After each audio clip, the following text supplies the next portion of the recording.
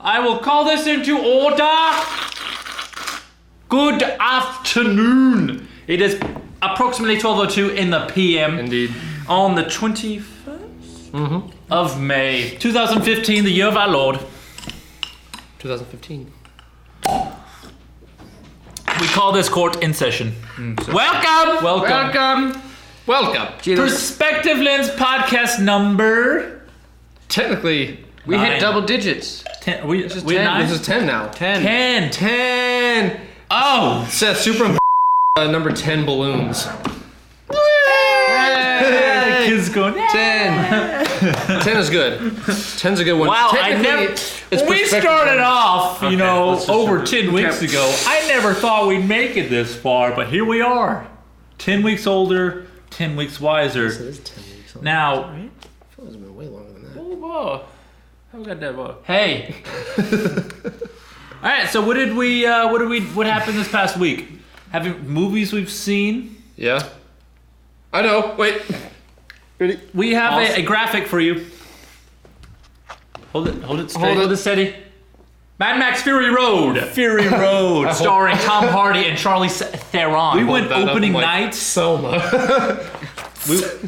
we went opening night. And boy, was it not crowded. I was surprised. I was a little underwhelmed. Yeah, I thought more people would show up. Yeah. I thought it was going to be crazy. I thought it was going to be huge. Too. I think it's because it's been 30 years and no one knows what Mad Max is. Yeah. Especially anyone our age. I've never seen any of the ones, but those are good. Those are kind of cool movies. They're like crazy. The original ones. I've never seen. The first one is awkward Roadrunner. and just weird. No, Roadrunner. Road Warrior. Sorry. The first one's a little awkward and a little weird. It is definitely weird. It's like he's definitely finding his style. For sure. Yeah. Mm-hmm. Second one, he's kind of getting to the nitty gritty of it. Road Warrior. But he had a lot really of limitations, especially in the 80s. What was funny about those were because and I guess this one will probably be the same, but it's like it was post-apocalyptic, but they were still in the 80s. They still wore hockey. They still had those low-cut flag dance tops and like the one pigtail coming out the side of their head. Yeah. Like they still had those uniforms. Yeah. Well, it's like any kind of futuristic movie in the 80s. Like it's still futuristic. the 80s. They still have like basic monitors from that are huge. Well, like Back to the Future. The future is like just weird. Very It's not even really future. It's just I know not effective. we watched Total Recall, the original one, and they still have and they actually had some cool stuff, but it was still just really 80s. So what did we like about the new Mad Max? First of all, Tom Hardy. Yeah, well, Tom Hardy's solid. I would say the obvious thing is the practical effects. The practicals. When you see a car flip over and tumble, they actually did that. You feel it. You feel it in your heart. It's gritty. Deep down, it's gritty. I'm sure we've talked about CGI versus practical on this, right? On this, well, I mean, on our podcast, we can cover it briefly. Let's talk about it briefly for those who haven't seen it. This is your first podcast. Welcome. This is number 10 again. Watch the other ones and then come back to us. We're not talking to you until then. But this one, practical versus CGI. In conclusion, CGI should be used sparingly as a tool. It's a spice. It's a spice. It's not sprinkle it's it. not you don't It's want not your main course. Yeah, you don't want to eat CGI. And you should always be trying to hide it, almost like you're ashamed of it. That makes it look better. Humiliated by using CGI. We look at the Hobbit films, and you compare those to Mad Max or the original Lord of the Rings. or the original Lord of the Rings. Yes. And anything that's practical feels more real, more gritty, more intense. Yeah. It doesn't feel as fake and like you're getting cheated, I think. Right. Yeah, When you watched Avengers, it was cool seeing these crazy big effects. I put up Avengers, a new film, against Mad Max, and I like Mad Max 10 times more. Yeah, man. Just because of the grit and the dirtiness of it. What do you think the budget was for Mad Max, really? It wasn't Avengers budget. Definitely The not. Avengers was probably, what, 300 million? Yeah, exactly. Yeah. Mad Max is probably up there though. I mean, they did. Maybe. No, I don't think it's I don't think it's over 200. Well, practical. I mean, doing it practical is more expensive, right? Than doing dude, VFX. no way. No, CG is way more CG is expensive. really expensive now. Really? It really is, and I That's don't know that's why. just But being lazy then. I know. No, it is being lazy. But for some reason, it's more expensive. I know the Hobbits were huge budget, but like the Lord of the Rings for all three was like 250. Right. Wow. Or 200 something million. real quickly, I mean, on the CGI versus practical, we read this thing. It was this article on some film.com or some website, and it was talking about why people can notice CGI now and why they're not really. There's almost becoming kind of a backlash to a lot of CGI, where like the new Terminator movie and the new Jurassic Park movie that's coming out. Very heavy CGI, like almost all CGI, and you can tell. Like the human eye can pick that up really easily. There was CGI in Mad Max, but it was kind of used when needed. I don't know if you could have done this whole film completely, even on film. Like I think it had to be digital, a lot of it. You can always do that. But then, like, you know, it was just like the article was basically saying, oh, you want to use CGI, like Ax was saying, very kind of like sparingly. You want to kind of hide it. It should be just enough to kind of fill in certain things. And like, you want to use practicals as much as you can, especially if you're doing a close-up, like the original Jurassic Park movie it referenced, you know, where it had an animatronic, like live, giant, you know, realistic-looking dinosaurs. And when they would get close-ups on them, you could see like the scales on them and all the detail and the grimy to them. And you could take that and you compare it to Azog in the Hobbit films. Yeah, the white guy. And it looks like a cartoon, you know? Really cartoon. I mean, if the whole scene itself is CG, it is a little kind of difficult to tell. Yeah. But, I mean, put in like a real person in the scene with CGI elements, and the CGI elements overwhelm this one small real character. Yeah. You can. It's a juxtaposition right there. You can really see the differences. And the lighting's not hitting the CG characters right, or it's just a little bit off, and it's just you can just tell the details. You can really tell with people and creatures and characters. Yeah. It's a little bit more difficult to tell with, you know, like a helicopter or a building. Or even like machines and stuff like that. Yeah. You know, Iron Man 3, Jon Favreau, he couldn't tell the difference between a CGI Iron Man suit versus the real thing in like this computer model. Right. And I think that's because like your suit is just kind of shiny. It's got these flat objects, you know, and it's very basic. There's not a whole lot of detail. Right. But I mean, there are details, but it's the actual covering. And plus, you don't when you get, see like, that every texture. day. Exactly, it's your Exactly. texture. You don't see that every day. When you But get you that see someone's raptor- face every day. Yeah. You see people's faces and texture and skin and oil and eyes. You know it's real. You know their facial expressions are real. So it's people. We've got. I mean, you can get very, very, very close, but you just know. You just know.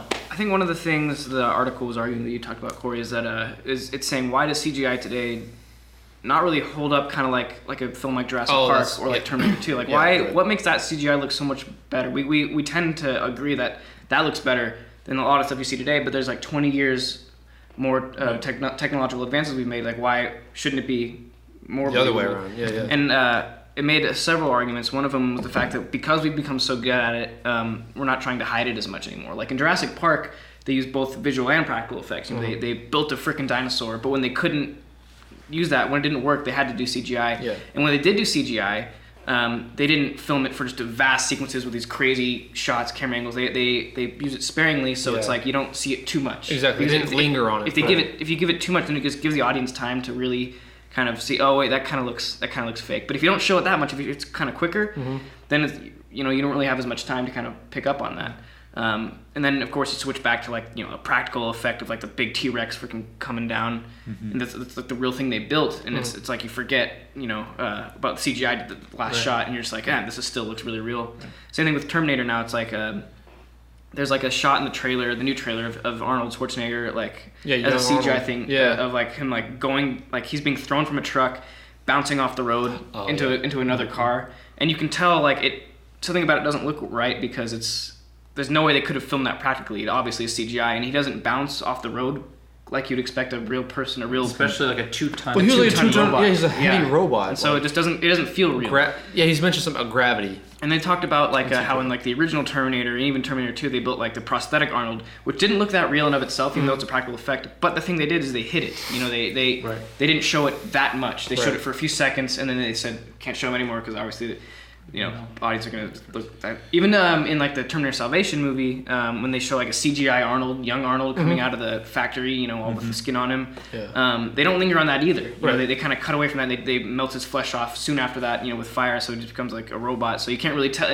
You can tell, but they don't, like I said, linger on it. Versus what's going on nowadays with Jurassic World, you know, in the in the trailer, you just see this huge freaking creature come out of the water and eat this thing, and everything's CGI. fake. Every dinosaur versus, CGI. I mean, there are real people in the scene, in the crowd, but it's just like a small part of the frame that kind of this wraps. And around the crowd has been just superimposed or digitally, CGI. And then it cuts to another shot where they have this huge glass and it's like underwater, and you see this huge creature go by these little people right there. Right. So again, like they put this juxtaposition against real people and this fake creature. And the fake creature is bigger than the people, and it should be the other way around. The people should probably be like behind their heads or something like that, and then you see a little bit of the creature, like, holy crap, what was that? They should try and get the real creature.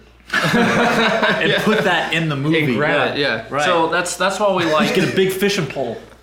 Got it. We got him. Got it. But that's why we liked Mad Max, because it was just it was gritty. There's a 20-minute behind the scenes video about all the practical stuff that they do, some behind the scenes stuff, and it's just amazing. Mind-blowing. They tie up Tom Hardy on the front of this truck, and they actually driving down the freaking desert, and they got like these huge cranes with cameras onto the sides, and there's actually people on these poles going over and lifting people up and going on pads, and it's just like it's all amazing, and it's real, and it's all real. It really did it, and it really comes through. It really is real.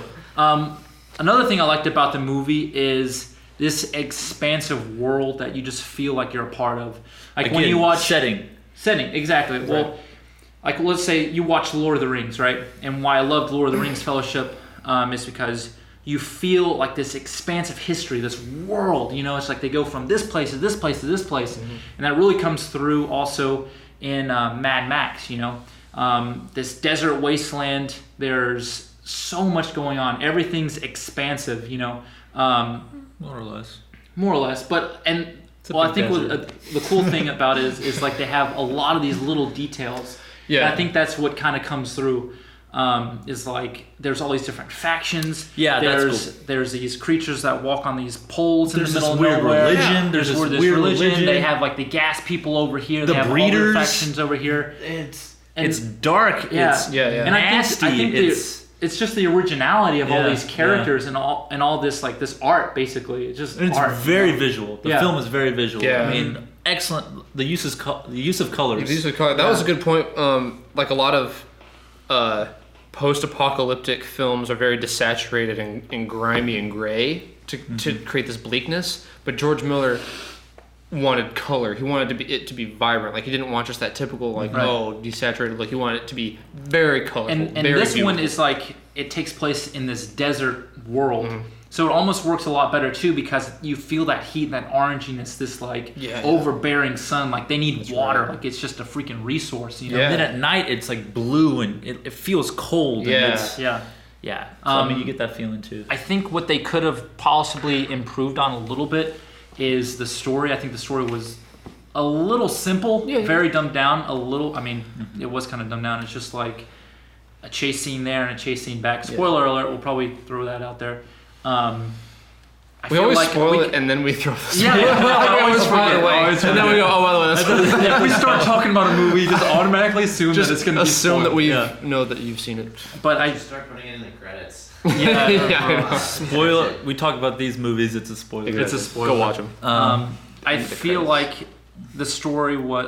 You're definitely brought along for this ride, and it's amazing. I think it plateaus a little bit. I want a little bit more from the characters. I felt like a little bit more background. Yeah. I feel. I feel like we got just enough. For Max, I don't really need background because we have 3 movies that built him up. And also, they had the prequel Lawless, and they had Bondurant, so he just reprised his character, lifted him up, and put it into. Bondurant. Well, another real quick thing, sort of like Lord of the Rings, like reasons that if you get thrust into this world that doesn't exist, that like the filmmakers created, I think one of the reasons why it works really well is because there's a lot of subtle little like nuances or like little things via architecture or the clothes they wear or something that indicates that there's a history to it anyway. So like in Lord of the Rings when they're just walking by and there's just these huge crumbled like stones, like statues just like that that's are been old there forever. and covered in moss. You're like, that must have just been there forever. Same with this, like there's these huge like machines. They have this weird thing where like things get kind of lifted up, like on these big sort of platforms rising with big chains, platforms with dolly. chains, like kind of like a big, and like they drive the trucks and vehicles up on it, and then they lift it up to get fixed or something like that. But instead of just having like some guy just rolling a gear or having an automatic thing, they have these huge. They look like the rudders on ferries. Like those big kind of tons of little paddles, and they're huge, and there's two of them, and there's people like stepping on them, like walking up, almost climbing these ladders. It's hundreds so- of like these. it's very slaves. imaginative. I think it's like the repurpose of like ordinary items. That's a good. Yeah, it's like exactly. they're taking all these things from the old world and they're like using it for something new. That's really interesting. So even on all their cars, on like freaking anything you can think of, I think the thing on his face was like a tool for the garden, like a garden hose. Was it? Yeah, Oh, it something looked like it. on Yeah, his you're face. right. That's interesting. Yeah, I think it's just man, like the that's a good point. repurpose of all this old world stuff, and they're just putting to whatever they can use for it. And it really just kind of goes to show that it's just That's a great point. the world. This is a new world, but it used to be this, but they're using it for now. This. Yeah, it was a really I thoroughly enjoyed that movie for a few reasons. The story was not too complex. I don't think it really needed to be, honestly. Maybe it did. I think there could have been maybe a little more fleshed out details of the characters. There was sort of this kind of thing. They're trying to get to this place. Spoiler alert, but like they're trying to get to this place called the Green Place or something like that. And I could have used maybe a little more kind of history on what that was, or what I assume it was just a thing, like a Utopia. A utopia. Yeah.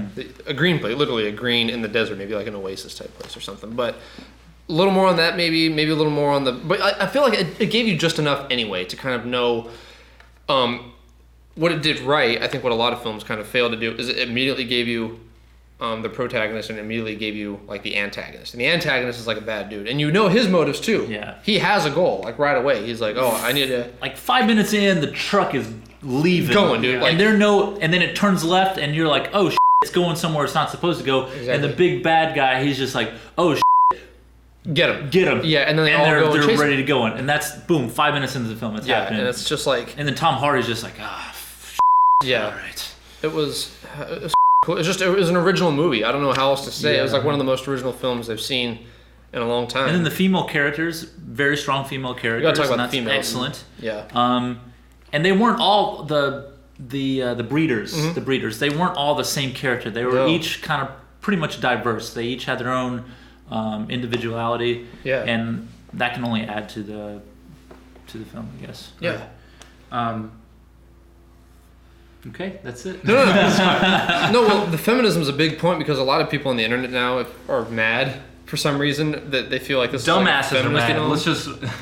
If you're mad about this film, you're. You're an idiot. Yeah. Like you're kind of a jerk because like it's not really, in my opinion, a feminist film, but it sort of is. It was just a movie that had characters that were like female and male. Yeah. But it gave females so much agency, like, and that's something that a lot of action films didn't do. And this other article that I had read, I don't have my own thoughts. I just reiterate articles. I'm just like, I like the women to be weak. Yeah. And men to be dominant, stronger. Yeah, but that's kind of how it is. Like every action film is like some situation somewhere, and then like the lone Ronin comes in, the lone wanderer Max, and he's the man, comes into a situation he knows nothing about, and just fixes it, and then he gets the girl at the end, yay, and gets rewarded with sex.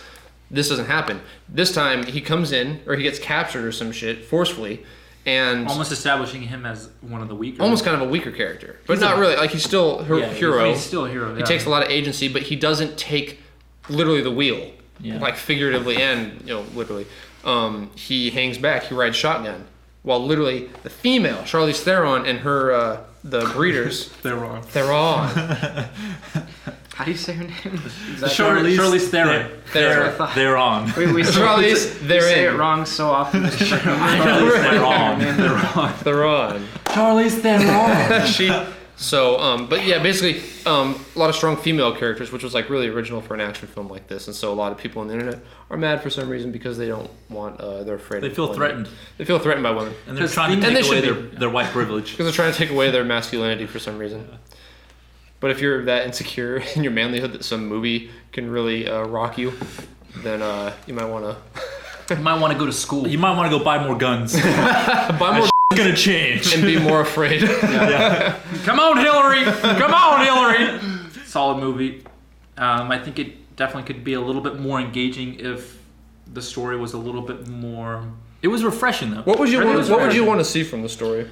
I want to see not such a simple story. I haven't really gave it too much thought, but like I want it a little bit more engaging. When you're thinking about, okay, what if they go here and they do this, and after they go here and do they do this, it doesn't have to be crazy complex, but like let's take the Matrix. It's another freaking great,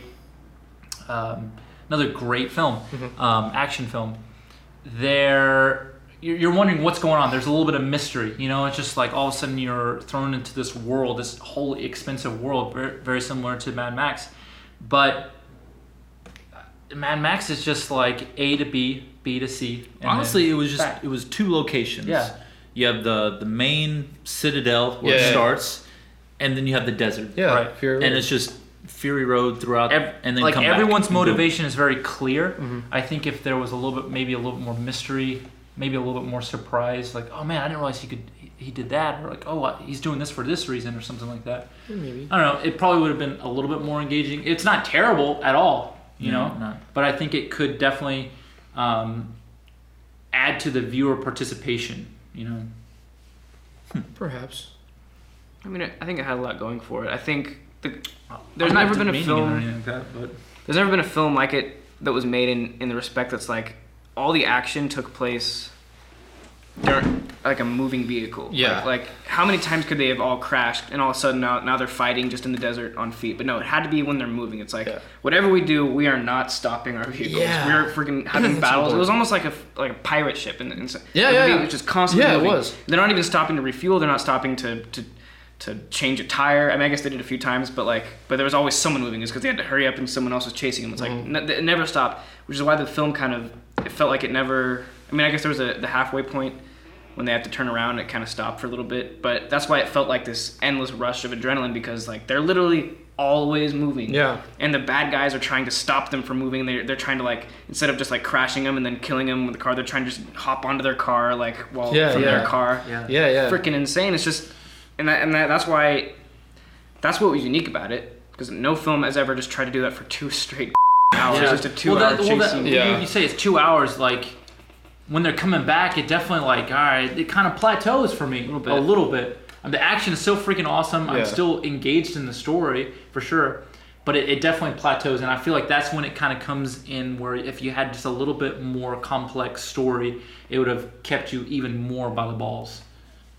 There's another aspect I liked about it that we haven't touched on is there's like these characters. It's all about character. There's these characters in the beginning of the film they're called like war boys. They're just kind of like these henchmen. They're like the super pale, ghostly, like sickly kind of. Like in any other movie, they'd be just like I don't know, like the goblins of the Hobbit, or like just these nameless henchmen. Nameless henchmen that you can get killed. But the cool thing about this movie, not only is like did George Miller give like character agency to a lot of the women and a lot of characters you wouldn't really see have this agency in a lot of these big action sci-fi movies. He gave one of the characters one of those guys, this little minion, but he turned him into this character that we actually cared about. That's the character change. Well, he made him someone we care about. He wasn't just he looked at who this character actually was. He came on for the journey. He was just one of these many nameless war boys, but he actually came on and was part of the thing, and we actually learned about him. We learned about his goals, and he had a relationship with the other characters and stuff. And so, spoiler alert, and he dies. We actually care about him when he dies. Right? Yeah, you feel. I assume he does. You feel bad. Yeah, he sacrifices himself to. But you think about at the beginning of the movie or any other movie that kind of would do this, like any of those characters that died to those war boys, it doesn't matter. There's the faceless henchman that died. Yeah. But this one, you actually take time to explore just one of the characters like that, and I don't know. It gets an emotion out of us when he actually dies, which is I think it's really interesting. No, that was very interesting. Good choice by a writer-director. It was also cool how it was very visual and how he doesn't tell you, he shows. Like little things like the spray they do in their mouth. They could have spent just a sec. Oh, if you spray here, you can go and you can live a little bit longer and you're more aggressive. Yeah. It could have been very easily to explain that, but they show it. Same thing with when our main leader gets pissed off when he sees the truck jut out and go into a different direction.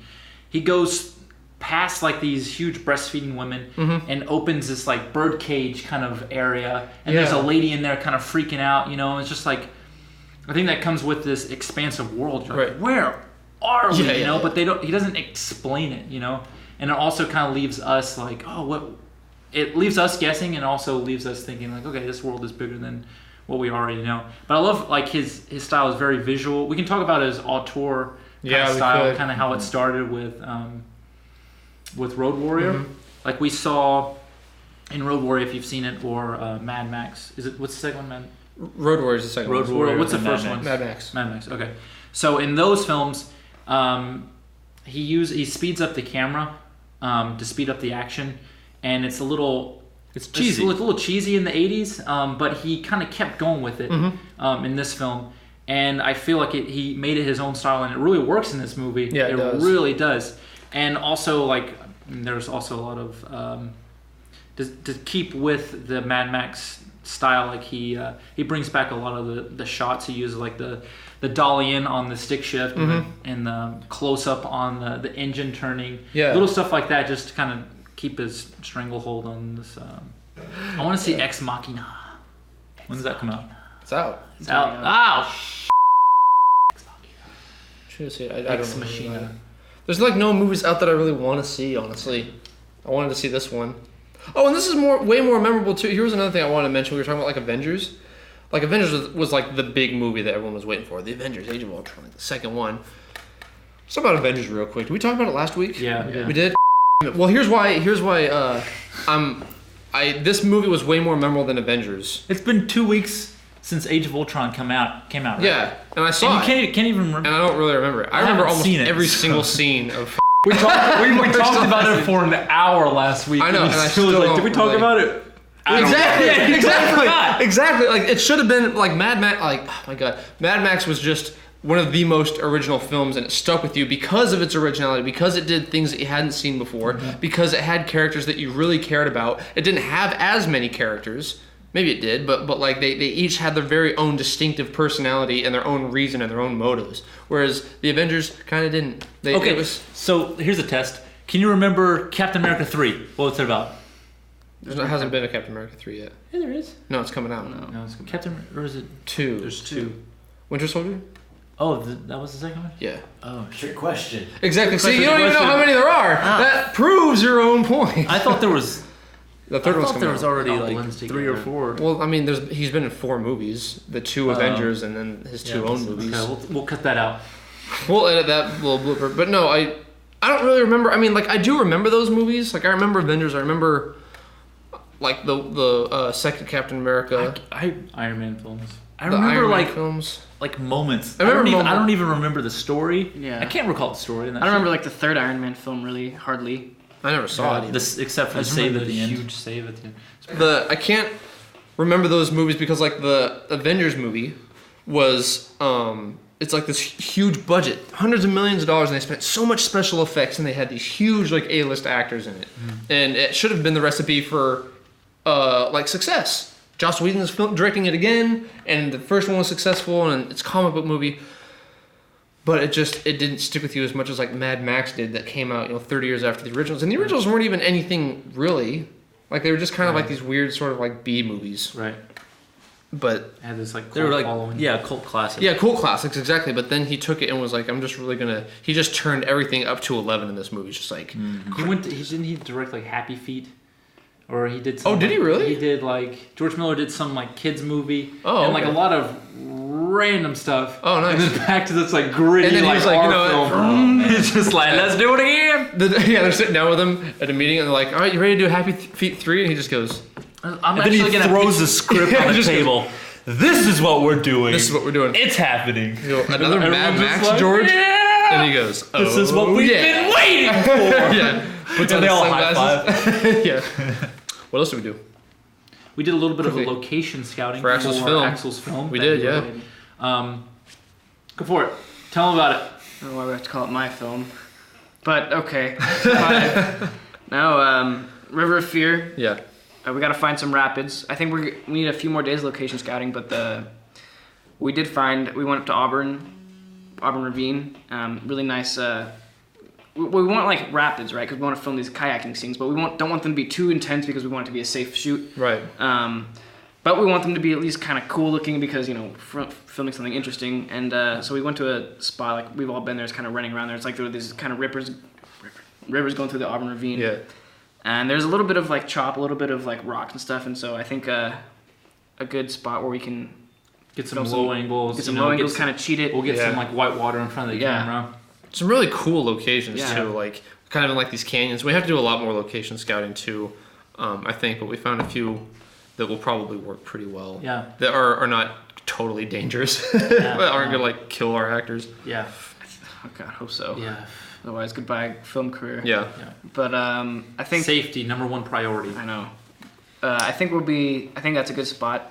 I think like that's a location we can lock down. Yeah. Don't have to just for that part of the script at least.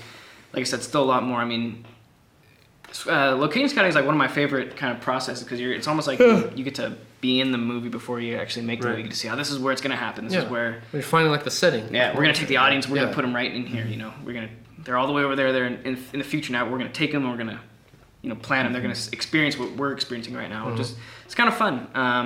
And you get to see some really beautiful, depending on where you're shooting, but some really cool locations. You just kind of see them. You get to go and be like, this is a really awesome place to be. When we made the Doritos commercial, when we got to be in those sand dunes, I mean, man, why never would have gotten to go there if we had never done that. Yeah, awesome. exactly. So, I mean, there's one step, a lot more steps. We got a lot more planning to do. We got to still do casting, literally everything except location scouting. Yeah. But it's a step in the right direction, and I don't know. Looking forward to getting more work done. Yeah. Chipping away at it. Yeah. One little piece at a time. When you look at it as this whole giant thing, it's kind of intimidating, but like you've said, what we've all said before, you do little steps and you just take it day by day, and that's how you set up your schedule. Next week you do casting, blah blah blah blah blah blah blah blah. Yeah, it's just planning. I mean, like any film, even if it's a short film, like feature-length films have obviously a lot more planning because there's a lot more crew members and a lot more cast and a lot more coordination between all these departments. For us, it's just we're keeping a very minimal crew and cast because it's a little bit easier to manage. But still, it takes planning. I mean, we're filming on the river. We're filming, we have to coordinate time and get the actors there and get a location, schedules together and line up and everything and make sure the weather's going to be good that day and make sure we can get kayaks and stuff like that. But you just take it, little by little. You can't look at the whole scope of it. You say, okay, well, kayaks, check, got them. Yeah. Next day, okay, weather's going to be good, got it. Got the actors, done. And I think it'll be a lot of fun. Yeah. Good project. Yeah. So I think that's about it. Yeah.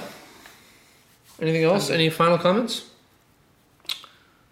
Well, I don't know how long the season's gonna go, but we made it 10 episodes. 10 episodes. 10 more. We have 30 episode seasons. We only have 64 more episodes until season 2. Maybe we should start season 2.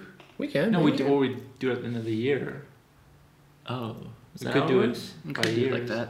Yeah. We'll figure it. It'd be a little bit easier. Yeah. Certainly be a little bit easier. Anyway, let's go ahead and wrap this up. Thank you guys for watching. Yeah. This is episode 10. 110. Season 1, episode 10. Thank you guys.